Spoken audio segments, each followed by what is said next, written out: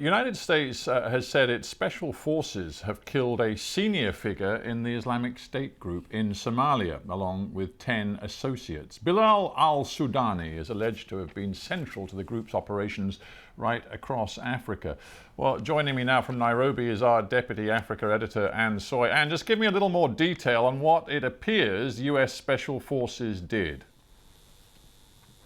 Well, the fact that the special forces actually went there, set aside resources to either kill or capture al-Sudani just shows you the significance of this figure in the region. However, we're talking about ISIS in Somalia. This is a very small, one of the smallest parts of ISIS.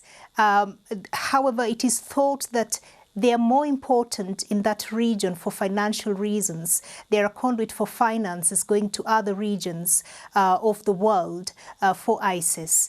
He was thought to be number 2 in the ISIS in Somalia wing. The group has dwindled over the years because there is a bigger group, the Al-Qaeda-linked Al-Shabaab militant group that is more active in Somalia, and they have been engaged in attacks against each other in the past. Now, under previous US presidents, it wasn't unusual to see US Special Forces make these direct interventions in Somalia. It hasn't happened in Somalia under the Biden administration. What kind of reaction do you think there will be from inside the country and indeed elsewhere in the region? Well, you will remember that during the Trump administration, the forces were withdrawn from Somalia, and however, they did not go far. They have been near the border in Kenya, and then they returned there. Over the past couple of weeks, we have seen increasing activity where they have been backing the Somali National Forces in its growing and intensifying fight against al-Shabaab. And just a word on what actually is quite an extraordinary claim coming from US officials, that al-Sudani, his network didn't just reach into other parts of Africa. There's also a claim that he had links to the al-Khorasan group in Afghanistan. What can you tell me about that, Anne?